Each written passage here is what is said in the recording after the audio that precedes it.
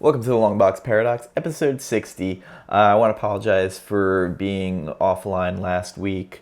I had a schedule change at work, going back to overnights, and it kind of affected my sleep, and basically I wasn't functioning very well. So I took a small break to kind of adjust. I'm back. I think I'm got the schedule down to how I need to have it.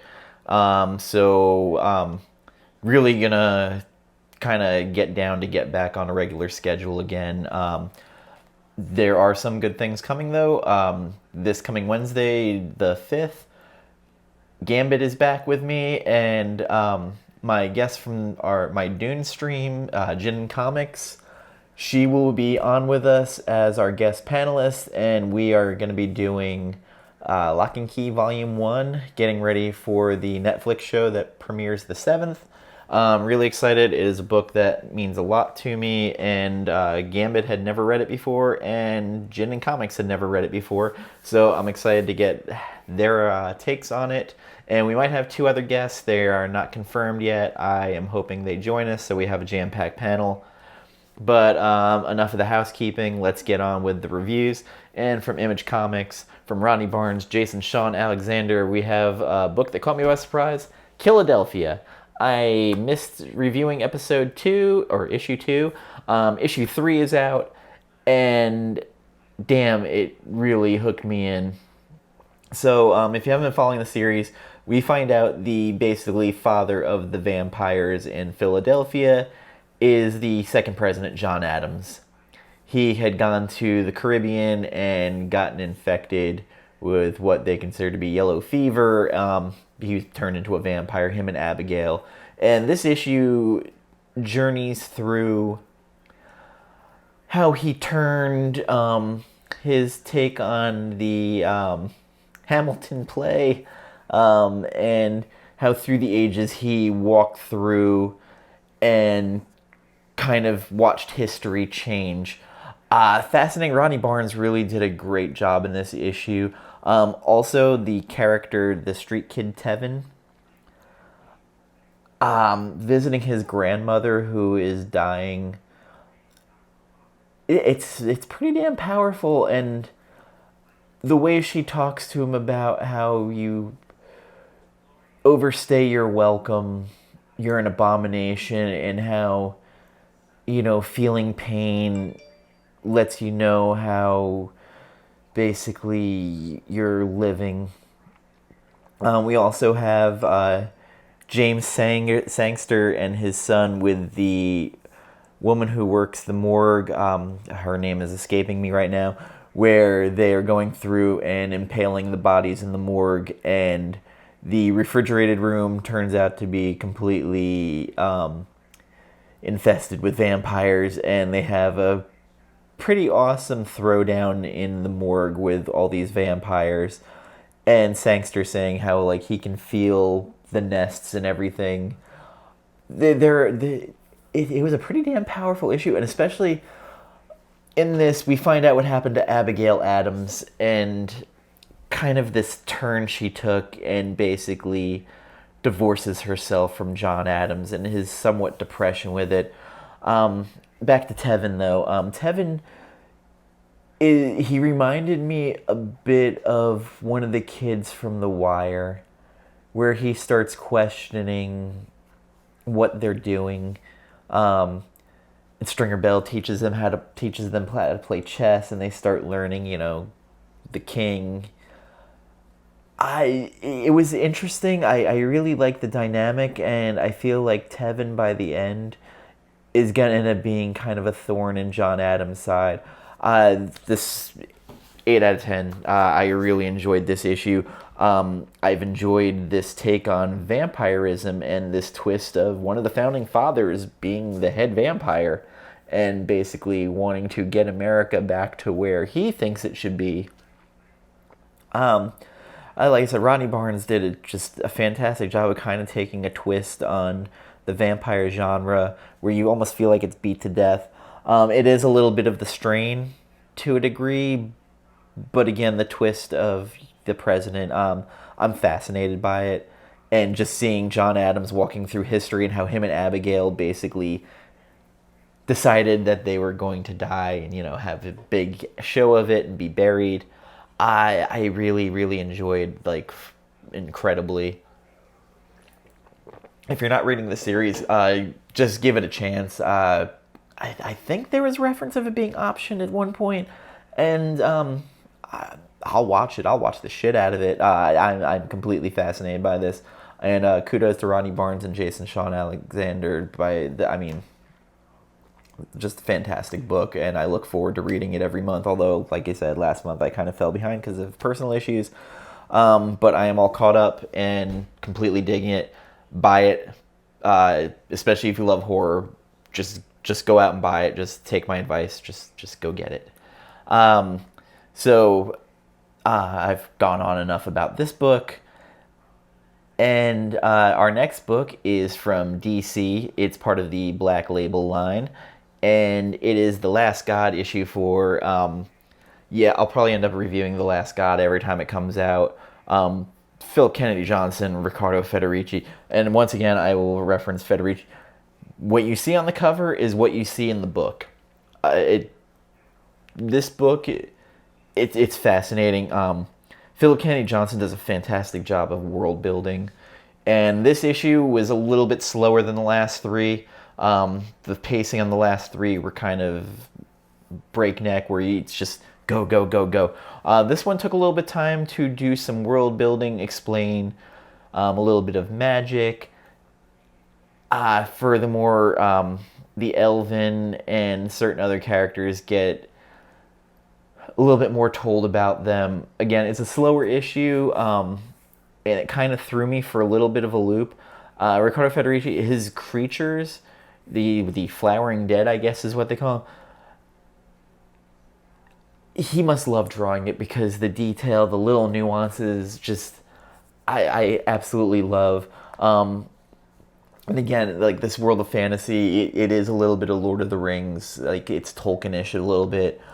A little bit more magic to it, though, in my opinion. And I absolutely love it. Again, this issue was a little bit slower, and maybe it needed to be slower to kind of do a little bit of giving character depth. There is a little story at the end, the coming of the ferryman, and I dig this book.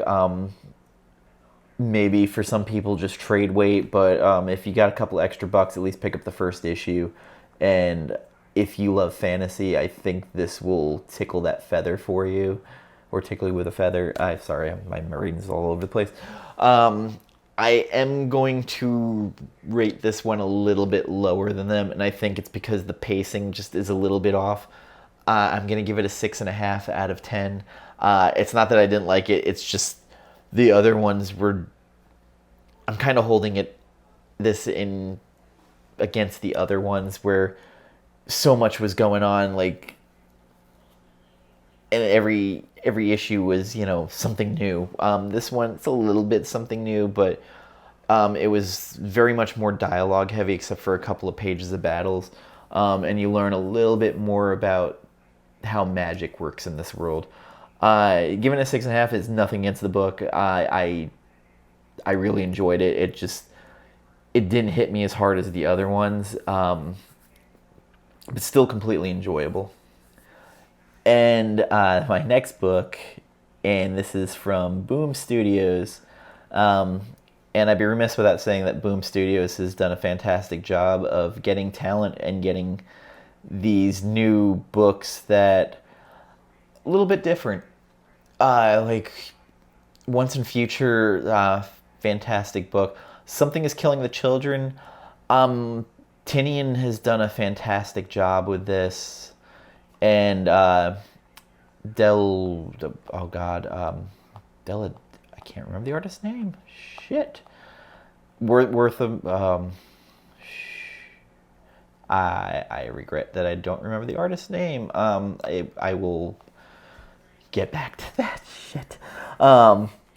So this picks up right where the last issue left off, with Erica Slaughter going into the cave to face the beast. And in there, the kid Tommy, whose not daughter, his sister has been missing. He's blaming Erica and the other kid for killing them. The one kid is kind of hiding while Erica's in the cave, and he sees a dead animal that's kind of gnawed on. It reminds him of his friends that were just completely destroyed.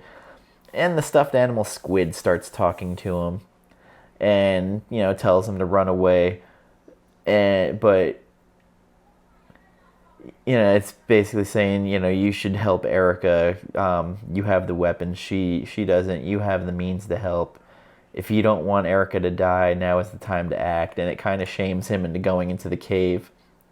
Erica and Tommy are facing off, and the creature's behind him, and she's basically starting the chainsaw and runs past Tommy and cuts the creature's leg. The creature is just enormous.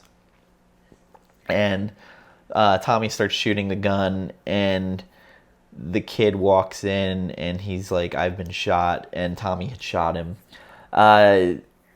We go into it, and Erica takes Tommy and injects the stuff called the gold, the horde gold from the House of Slaughter, injects it into his head, and it lets him start seeing the beast. While this is all going on, Erica finds a child who's alive, and Tommy finds his sister Sophie. She's one of the bodies hoarded there. And when Tommy takes the horde, see a bunch of people around a table, and they all have like the masks like Erica and stuffed animal totems. And he now sees the beast. He's running out with the kids. And Erica now is ready to face down the creature. She's got the chainsaw. She's got the knife. And basically takes it down. And she finally comes out, the phone's ringing, and she basically said, I did what I had to do to save 2 lives. I'll deal with the consequences. And she said, you didn't classify this correctly. This wasn't a food stash. It was a nest. It was a mother. It had children. Those children are out there now, and they're hungry. If this town's going to survive, we're going to have to kill them and fast.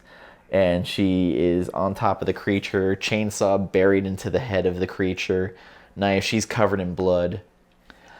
Werther Dell'Edera is the artist, and I apologize for not being prepared. That's the story of my life, I guess.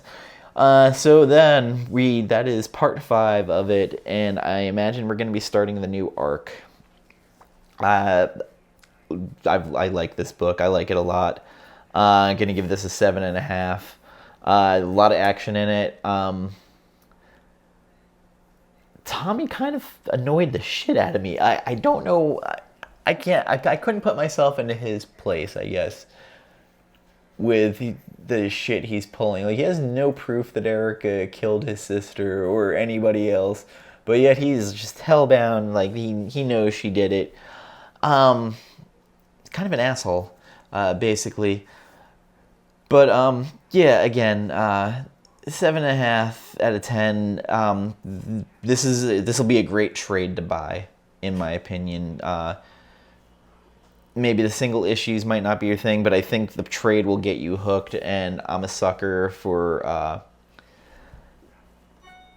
these monster creatures. There was another one by Tim Seeley. I want to say it was Invisible Fiend. And it was the imaginary creatures that, like, this girl, it killed her friend. It was a spider creature.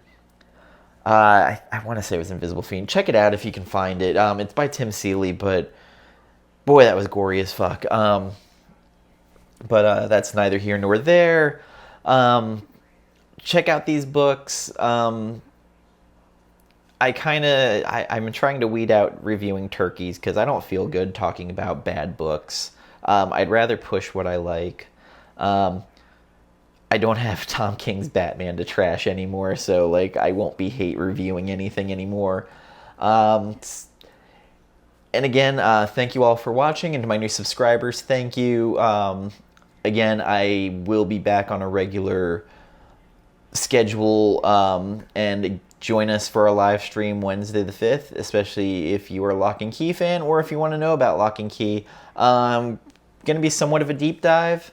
And again, if we have those two other guests, they both do reviews. So I expect it to be a lively discussion. I expect it to be a lively discussion even if those other two don't show up. But thank you, take care, and hope you had a great new comic day. Bye.